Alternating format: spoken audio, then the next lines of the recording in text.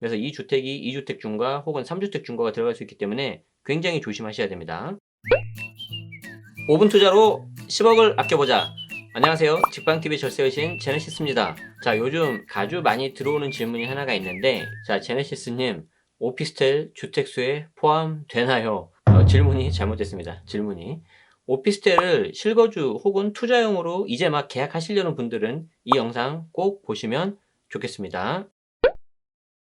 자, 제가 조금 전에 말씀드린 것처럼 오피스텔 주택수는 취득하고 양도 두 가지를 모두 따지셔야 되는데, 왜 그러냐면 이 오피스텔 때문에 다른 주택이 취득세 중과가 들어갈 수가 있고요. 자, 그리고 양도할 때는 이 오피스텔 때문에 비과세가 안 되거나 심지어 양도세 중과가 들어갈 수 있기 때문에 굉장히 케이스가 복잡합니다. 그래서 취득 단계, 양도 단계, 자, 이 두 가지를 모두 다 따지셔야 돼요. 아시겠죠? 자, 먼저 취득 단계를 볼게요. 지난번에 취득세 개정에 대해서도 설명드렸지만, 개인 같은 경우에는 주택가액에 따라서 원래 1에서 3%였던 취득세가 조정 대상 지역에서는 2주택부터 8%, 3주택 12%. 그러니까 조금 더 와닿게 말씀드리자면은 실거래가 5억짜리 하는 집을 기존에는 500만 원 주면은 취득세를 내서 끝났는데, 잘못하면 이게 최대 12%, 6천만 원 내야 되는 거죠. 집 하나 이제 가지고 있다가 다른 거 사면서 문제가 없을 줄 알았는데 내가 취득한 오피스텔이 있어서 이것 때문에 주택수가 카운트돼서 6천만 원을 낼 수도 있다는 거죠. 아시겠죠?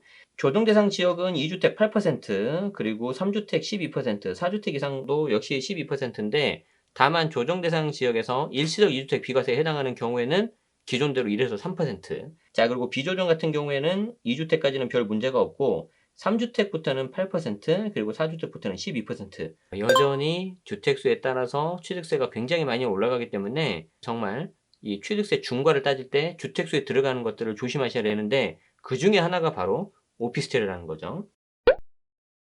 자, 이미 한번 보신 자료일 텐데 다시 한번 보여드리자면은, 자, 7번 오피스텔도 주택수에 포함됩니까? 라고 행정안전부에서 나왔던 자료를 제가 가져왔죠. 자, 재산세 과세 대상의 주택으로 기재되어 주택분 재산세가 과세되고 있는 경우에는 주택수에 포함되는데, 다만 무조건 다 포함되는 게 아니고 법 시행 이후 신규 취득분부터 적용. 그러니까 2020년 8월 11일 이후에 취득하는 주거용 오피스텔은 취득세 중과를 판단할 때 주택수에 포함이 돼요.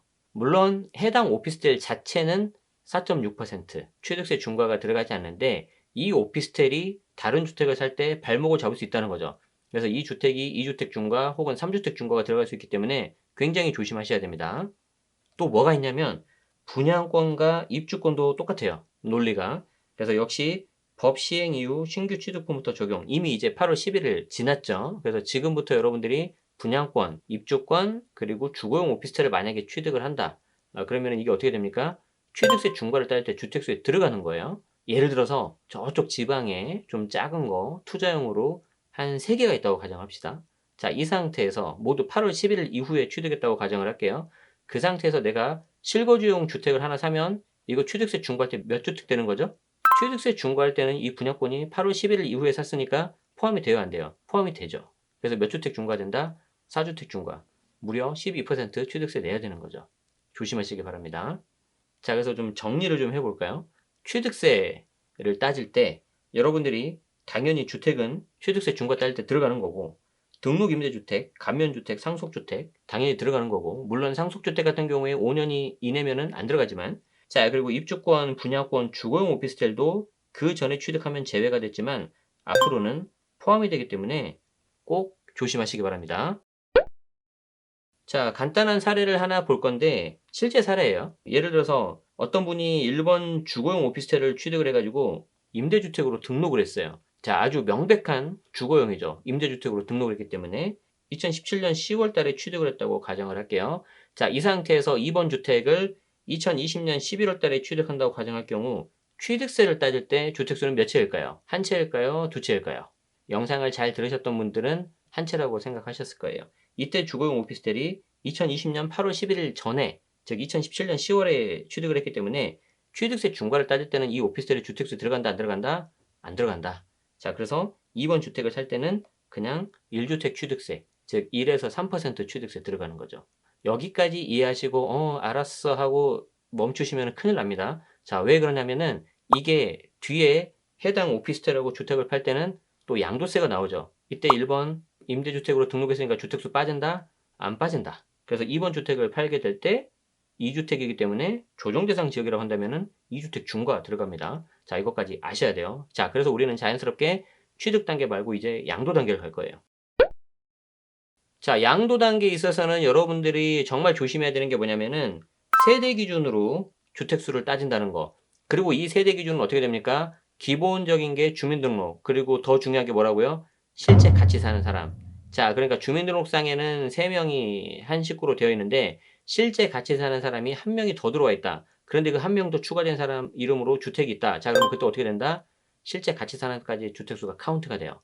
전기 사용료, 교통카드, 그리고 더 중요한 게 뭐냐면은 통신기지국 발신 내역 이런 것들을 소명하라고 요청을 해가지고 실제 3명이 아니라 4명 아닙니까? 라고 할 수도 있기 때문에 저희는 아주 원칙대로 하셔야 되는 거죠.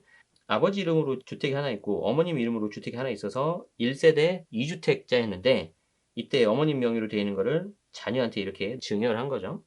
이렇게 세대 분리를 한다고 하면은 여기도 1주택이고 여기도 1주택이니까 좋은 거냐? 그렇지 않을 수 있다는 거죠. 자, 왜 그러냐면은 여기 있는 자녀가 20대이고 대학생이고 미혼이고 소득이 없다고 하면 세대 구성이 된다 안 된다? 세대 구성을 할 수가 없어요. 그렇기 때문에 다시 이 자녀는 부모로 들어가기 때문에 주택도 같이 들어가죠. 1세대 몇 주택? 2주택. 비과세 된다 안 된다? 안 된다. 그런데 조정대상 지역이네요. 양도세 중과가 들어가겠죠. 아시겠죠? 자, 이 오피스텔은 업무용으로 쓰면 주택에서 벗어나요. 상가기 때문에. 이 오피스텔을 주거용으로 써버리면 이젠 주택수로 들어갑니다. 우리 첫 번째 취득세 할 때 사례에서 본 것처럼 임대주택으로 등록을 했다. 그럼 이건 명백한 주거용인 거죠. 자, 그런데 아주 드문 케이스로 내가 업무용으로 분명히 세를 놨고 부가가치세까지 월세를 받았는데 해당 임차인이 주거용으로 썼다. 자, 그런 경우에는 어떻게 판단할까요? 우리 세법에서는 실질과세 원칙. 그렇기 때문에 주거용으로 판단을 해서 주택수에 포함이 되는 케이스가 아주 드물게 있었어요.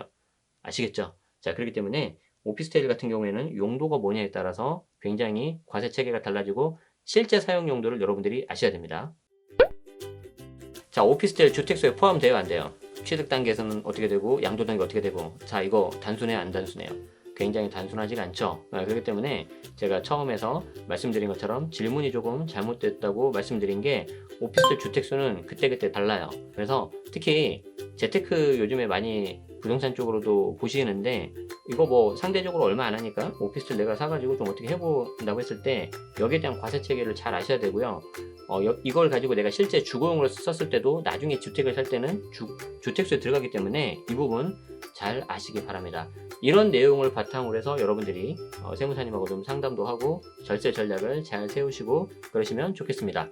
자, 오늘 내용이 도움이 되셨다면 좋아요와 구독 부탁드리고요. 저는 또 다음 주에 여러분들에게 도움되는 정보로 찾아뵙도록 하겠습니다. 지금까지 긴 영상 시청해주셔서 고맙습니다. 절세의 신 제네시스였습니다. 고맙습니다.